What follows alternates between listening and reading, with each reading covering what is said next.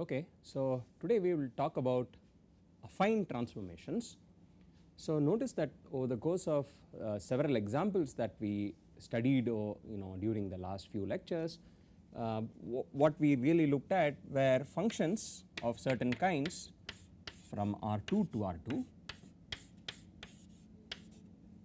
and many of the functions we studied have the following form. So here's the definition of an affine transformation.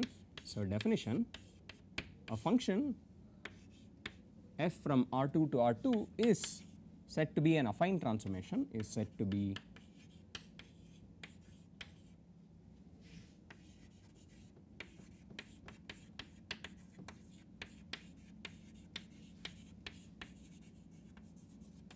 transformation if it is of the following form. It is of the form f maps x comma y to, well, something of the type ax plus by plus some constant which I will call E, cx plus dy plus f, where all these are some constants, so some real numbers a, b, c, d, e, f are all some real numbers. Okay, so it basically looks like some constant times x plus some constant times y plus some constant, and similarly the y coordinate also has the same form. So any such function is said to be an affine transformation. Now notice that we have actually seen several examples of these. So what are examples of affine transformations? We looked at all the maps which were say translations, reflection, rotation,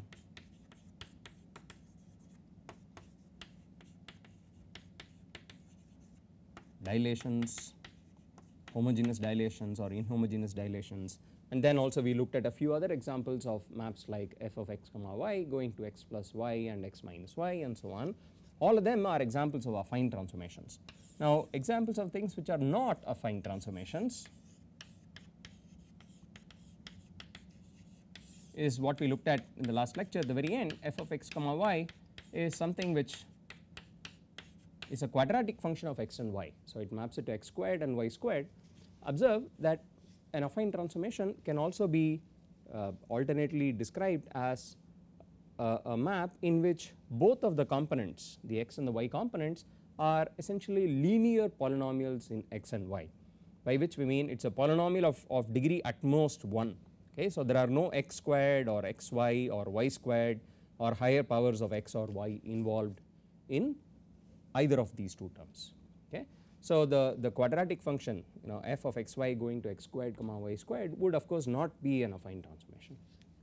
Now so what good is this? So what are the various properties of an affine transformation? So what we have really made is a definition which generalizes these few examples that we looked at. So here are some key properties of affine transformations. Okay, so the first thing, if f is affine,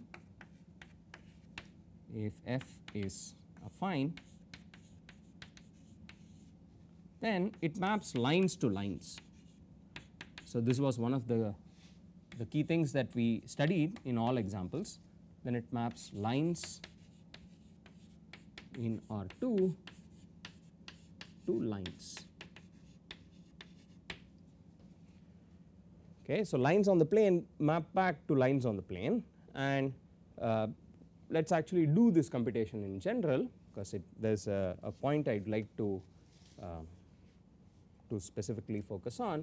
So let us prove this, that it maps lines to lines. So let us assume that f of xy has the given form, it is affine.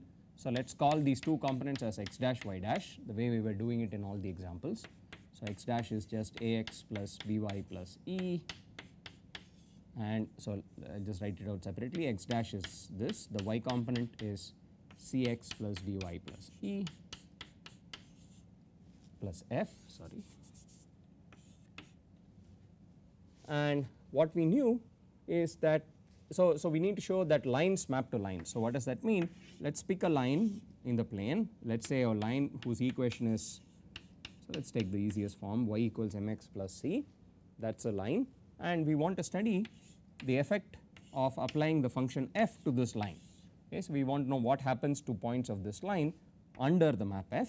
So again we do the same thing, a typical point on this line x comma y has this relation between x and y, that y equals mx plus c. We want to know what corresponding relation exists between the coordinates x dash and y dash. So these are the components of the image of this point under this function, and we want to know what relation is there between x dash and y dash, and that equation will really tell you, if one can show that it is the equation of a line, then that is precisely the image of this line. So let us try and find a relation between x dash and y dash, that is really the question. So want to find a relation between x dash and y dash, some equation using the known relation that y equals mx plus c. Okay. So what would we do? The easiest way is the following, from this equation you solve for x and y in terms of x dash and y dash. Okay. So we have two equations, so let us just do it right here. So let us think of this as ax plus by. So I am going to do the following, I am going to erase the e, push it over to the other side. So think of it as x dash minus e is ax plus by, and similarly we could look at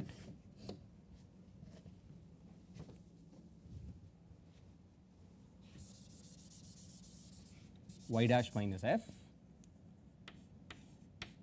equals cx plus dy, and now there are two equations in the variables x and y which you solve for x and y in terms of x prime and y prime. Okay. So let us do that. So we need to do the following, we need to solve for x y from this set of equations. Okay. So I will just call this set of equations as star. So solve for x y from the set of equations star. Okay. And so I will just write out the answer, and something that you should check yourself. So you can do this of course pretty much by any method that you know for solving systems of linear equations. So for instance you can eliminate one variable and solve, or use any one of the other rules. So here is the answer, x becomes x prime minus e times d minus y prime minus f times b divided by ad minus bc. So that is x. So let me just write it this way. So this is x equals this, and similarly I am going to solve for y. Y equals, well, that gives me a times y prime minus f minus c times x prime minus e divided by ad minus bc. Okay. So what I have now done is to solve for the two variables x and y in terms of the variables x prime and y prime. Okay. So I find that y is this funny combination, x is that funny combination, and now it is more or less trivial to find the relationship between x and y. Observe that y is known to be mx plus c, right. Since y is known to be mx plus c, the relation that must hold is that this is y, of course, must equal m times x, which is this, plus okay, so I should be a bit careful, I have used c in two different places. So let me just make this something else. So I will call this y equals mx plus let us call it p maybe. Okay. So I should go back and change the constant there. So I have used c already for in the definition of the function. So y equals mx plus p, so this just becomes, so here is the equation. So I will now get rid of the x and the y to obtain a relation purely involving x prime and y prime. Okay. So here is the somewhat complicated looking relation between x prime and y prime. But observe that no matter what this is, if you sort of expand this out, if you write it purely in terms of y prime and x prime and so on, collect coefficients, things like that, this is actually an equation of a line. Okay. So you can sort of observe what this is. This is in fact an equation of a line.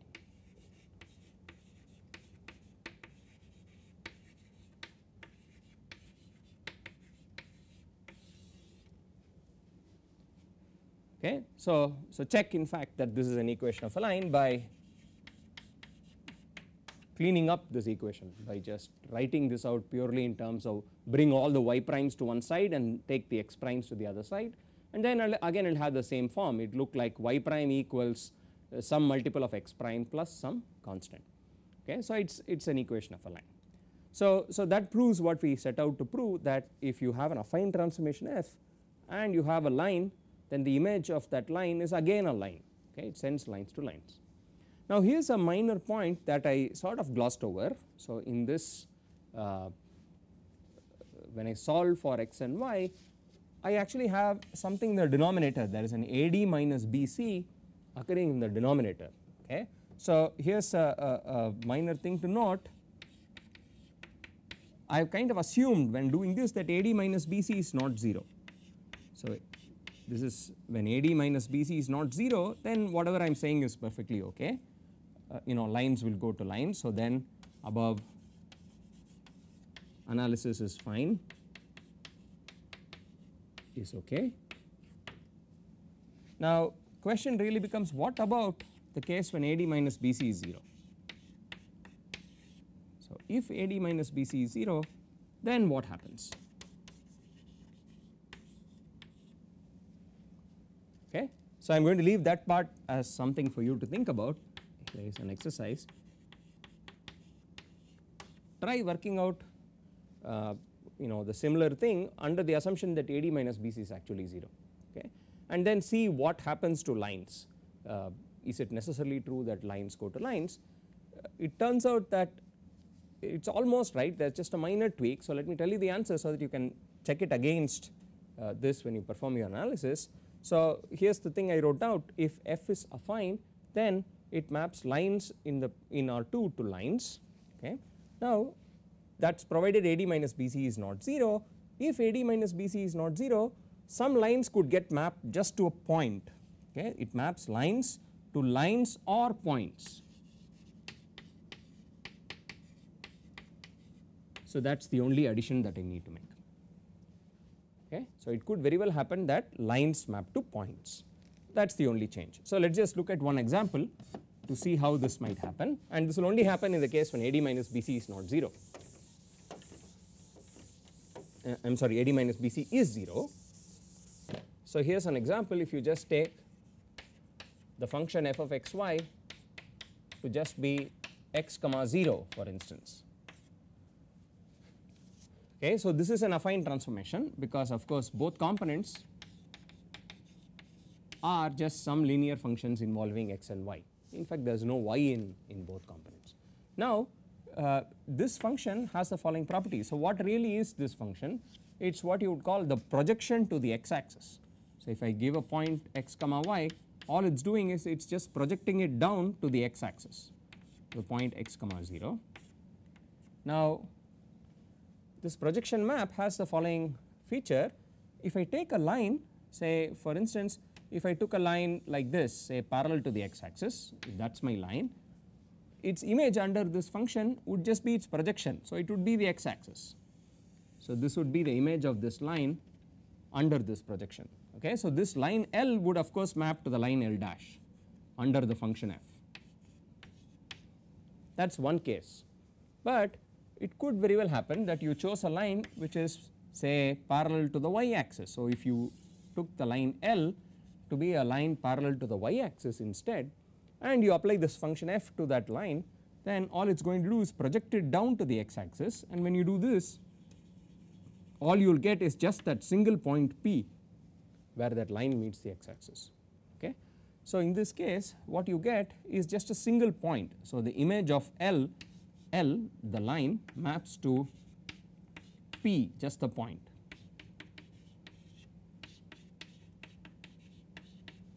Okay, under the transformation f. So it just turned out that in the examples we looked at last time, this never happened. It was all of those examples had this AD minus BC being non-zero, and so lines always actually map to lines and not to points. Okay, but when we expand the definition of an affine transformation and allow for all possible constants a, b, c, d and e, f, then you had to sort of be prepared for things like this happening, that every now and then some lines would get mapped to points, okay, but it is not too serious a problem. Now let us look at property number 2 of an affine transformation. So property 2, a composition of affine transformations is again affine. A composition of 2 affine transformations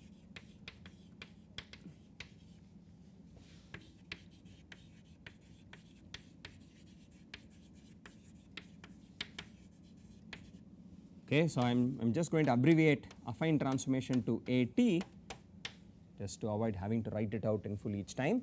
So if I have 2 affine transformations, their composition is also affine, it is also an affine transformation.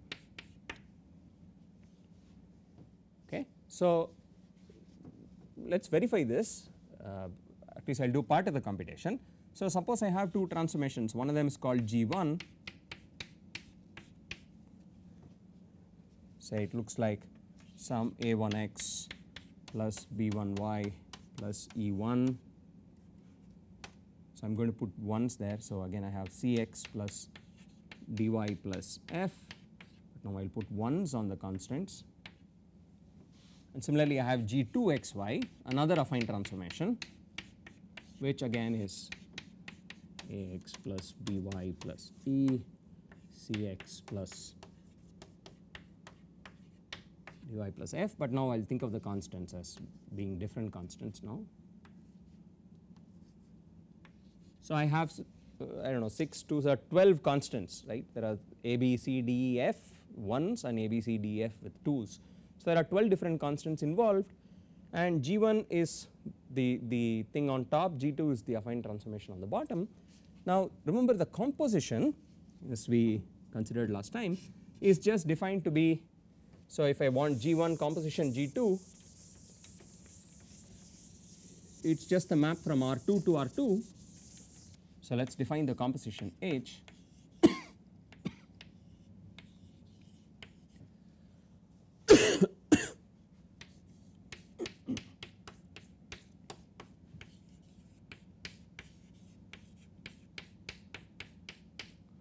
So that is the definition of the composition. H of xy is just G1 acting on G2 of xy. So let us just compute this. This is just G1 acting on. So what is G2 of xy? It is just A2. So that is the first component, and the second component is just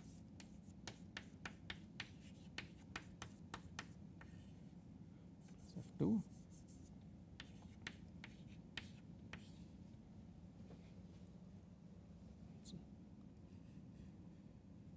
So all I need to do is just act G1 on this new x coordinate and this new y coordinate. Okay. Now what is the definition for G1? The G1 is just the following, you need to do A1 times the x coordinate. Okay. So A1 times what is the x coordinate? It is this thing here, plus, so this is the x coordinate of G1, it is A1 times the new x coordinate, plus B1 times the new y coordinate, or whatever the y coordinate is here. So you need to plug this in here, plus E1. Okay. So this is the definition of G1 for the first component, and the second component, so remember G1 has a second component as well, that is just C1 times this same x coordinate plus D1 times the same y coordinate here plus F1.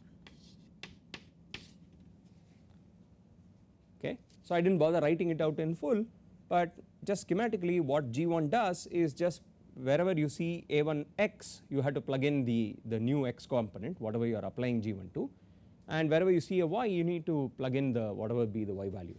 Now doing this of course now involves expanding all the, all this stuff, A1 times whatever all of these, B1 times this and so on, but it is already clear that if you multiply A1 by this linear polynomial in x and y, what you are going to get is again another linear polynomial in x and y, right. So the first term is just A1 A2x plus a1 b2y plus a1 e2. Similarly, the second term involves multiplying a constant by what is already a linear polynomial in x and y, and by doing this you still produce just a linear polynomial in x and y. Okay. So, it is clear that the final answer is just again going to have the form of an affine transformation. It is going to look like some constant times x plus some constant times y plus some constant, and then again some constant x plus some constant y plus some constant. So, all my boxes are just placeholders for constants. So, think of each of these as containing some constant. Okay. So, if you actually do the calculation yourself, you are just going to find that it is again of the same form, and so the composition is in fact affine. Okay. So, therefore, our conclusion is that this composition of G1 and G2 is again affine.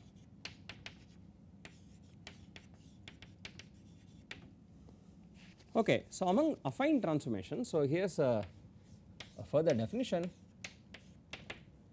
a special class of affine transformations. So, an affine transformation f is said to be a linear transformation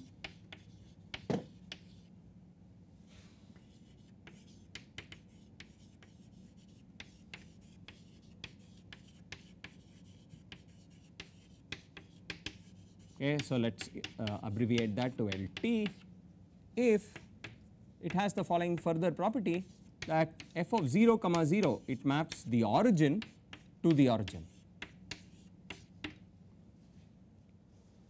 Okay. So, here is an additional property that you demand of a linear transformation. So, what does that mean? In other words, if you sort of just unravel what this definition implies, such a linear transformation has to have the following form. So, because it is affine, it must look like ax plus by plus some constant, cx plus dy plus some constant.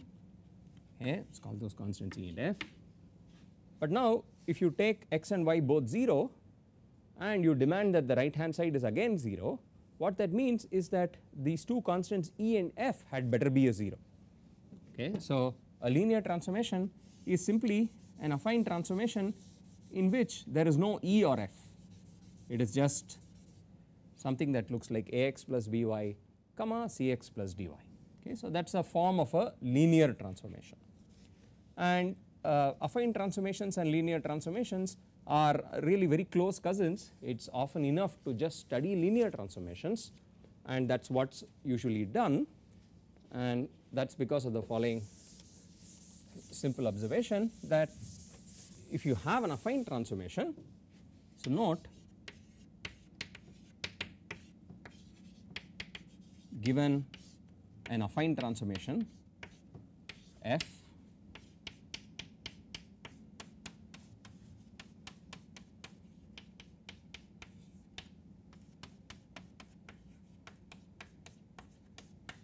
that is a form, what you can do is to express f as a composition of two things.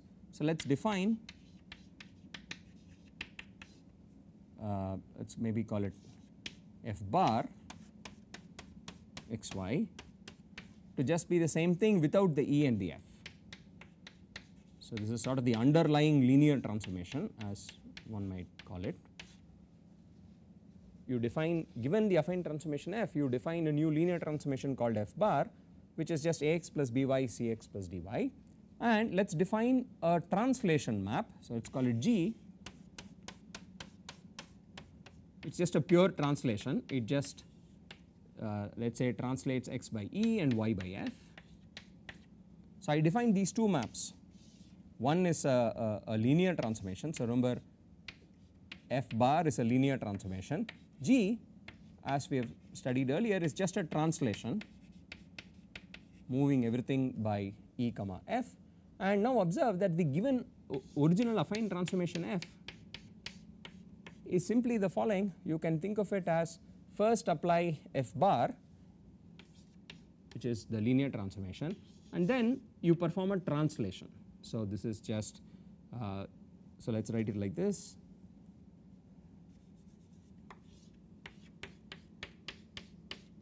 G of f bar of xy.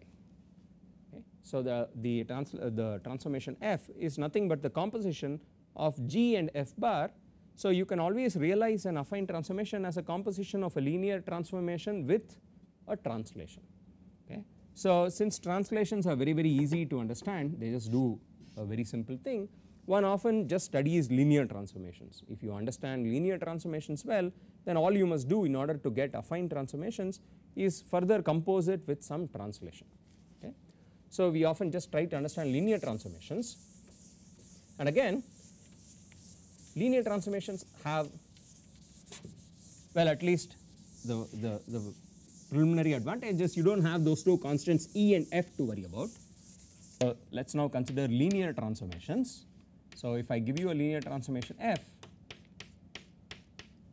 I only have 4 constants a, b, c, d, which define my linear transformation, right. It is just purely defined in terms of these 4 constants, and what one does is to encode this linear transformation. Okay. So we often define an encoding, a way of keeping track of these 4 constants, what is called the matrix of f. We just write down a, b, c, d in the form of a 2 cross 2 matrix. Okay. So recall that a matrix is nothing but an array of numbers. In this case we have these 4 numbers which we arrange in the form of a 2 cross 2 array, and we call this matrix here as the matrix of f. Okay. So it is the same information, if you wish, as the linear transformation itself, because the linear transformation is in fact determined by these 4 numbers a, b, c and d.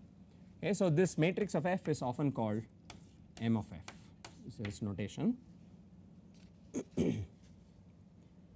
And so at the moment it just looks like, it is just some bookkeeping device. Instead of writing out the function in full, all we are doing is just writing out the same thing in the form of a matrix, but it goes beyond that. So here is the key reason for the usefulness of this matrix notation. So here is the key property.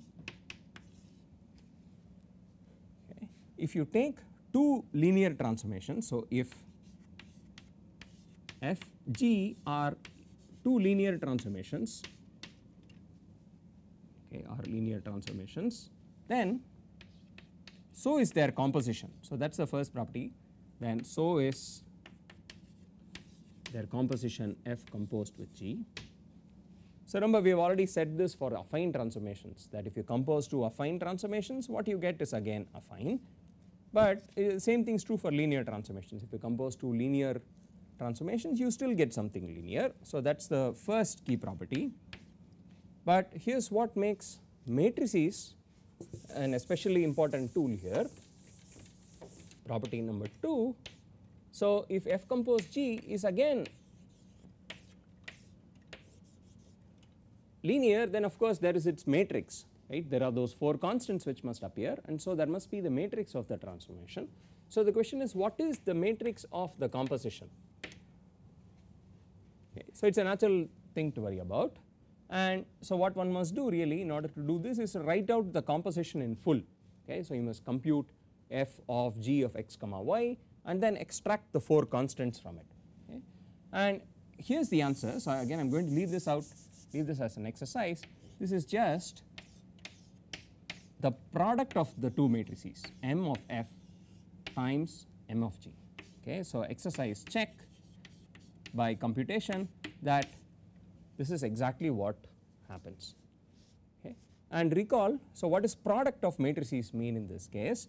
So if you have sort of seen matrices before, you will recall that if I have 2 matrices A, B, C, D with say P, Q, R, S, so here are 2 matrices, multiplying them works by this somewhat strange rule, at least strange at first sight, which is you sort of have to go across rows and columns. So you need to multiply A with P, B with R, so this is AP plus BR, and add the 2 answers. Similarly, you take the first row with the second column, so that is AQ plus BS. This is CP plus DR, and this with this is CQ plus DS. So here is the definition of matrix multiplication. Multiplying these two matrices would give you that somewhat funny looking matrix, and it is not too clear or intuitive at first sight what might lie behind this strange looking definition, but maybe this fact here is one of the important reasons behind the definition. Okay, you should really think of matrix multiplication as being some kind of shadow of composition. What it attempts to express or encode is the operation of composition. Okay. So a single linear transformation is just a single matrix. So of course two linear transformations become two different matrices, and composing those two linear transformations produces a third linear transformation, and that third linear transformation at the level of matrices, what is that? Taking these two matrices and multiplying them together produces a new matrix, and that new matrix is exactly the matrix of this third linear transformation that you produce. So you should keep the following thing in mind, that matrix multiplication is in some sense the same thing as the operation of composition, or encodes, if you wish, the operation of composition. Okay. So check this property out. We have almost done the calculation required when we did the composition. We computed the composition of two affine transformations. It is more or less the same computation. So try this out on your own and check that in fact what you end up with is the matrix of the composition being the product of the matrices. Okay, so we will talk a little bit more about matrices and so on next time.